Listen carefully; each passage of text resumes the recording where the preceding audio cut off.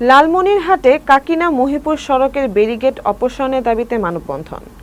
লালমনিরহাটে কালীগঞ্জ উপজেলার কাকিনা মহিপুর সড়কে স্থাপিত ব্যারিকেড অপসারণের দাবিতে মানববন্ধন করেছে লালমনিরহাট জেলার মোটর মালিক সমিতি ও যাত্রী স্বার্থ সংরক্ষণ কমিটি। লালমনিরহাট মুসলিম উদ্দিন রনি আইটিভি বাংলাকে জানিয়েছেন, মঙ্গলবার ৭ মে বেলা ১২টায় কাকিনা পোনাহাটি বাজার এলাকায় ঘণ্টাব্যাপী এই কর্মসূচি পালন করেন। মানববন্ধনে বিভিন্ন শ্রেণী পেশার মানুষ অংশগ্রহণ করেন। বক্তারা বলেন, সড়কের মাঝখানে থাকা ব্যারিকেডের কারণে প্রতিনিয়ত যানজট সৃষ্টি হচ্ছে। জরুরি রোগী পরিবহন, স্কুল কলেজগামী শিক্ষার্থী ও সাধারণ পথচারীরা মারাত্মক ভোগান্তির শিকার হচ্ছেন। স্থানীয় বাসিন্দাদের দাবি, এই গেটটির কারণে অনেক সময় রোগী নিয়ে সময়মতো হাসপাতালে পৌঁছাতে পারেন না।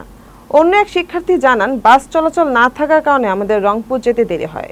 সিএনজিগুলো ৬ জন যাত্রী না হলে বা সিরিয়াল ছাড়া না যাওয়ায় আমাদের ভোগান্তিতে পড়তে হয়। এ সময় উপস্থিত ছিলেন লালমনিরহাট জেলা ট্রাক ট্যাঙ্ক মালিক সমিতির সিনিয়র সহসভাপতি ও চলবলা ইউনিয়ন বিএনপির আহ্বায়ক গোলাপ হোসেন, উপজেলা বিএনপির সদস্য হুমায়ুন কবির বাবুসহ দলীয় নেতাকর্মী ও এলাকাবাসী। এই বিষয়ে স্থানীয় প্রশাসনের কোনো মন্তব্য পাওয়া যায়নি। তবে এলাকাবাসী আশা করছেন, জনদুর্ভোগ লাঘবে দ্রুত প্রয়োজনীয় ব্যবস্থা গ্রহণ করা হবে।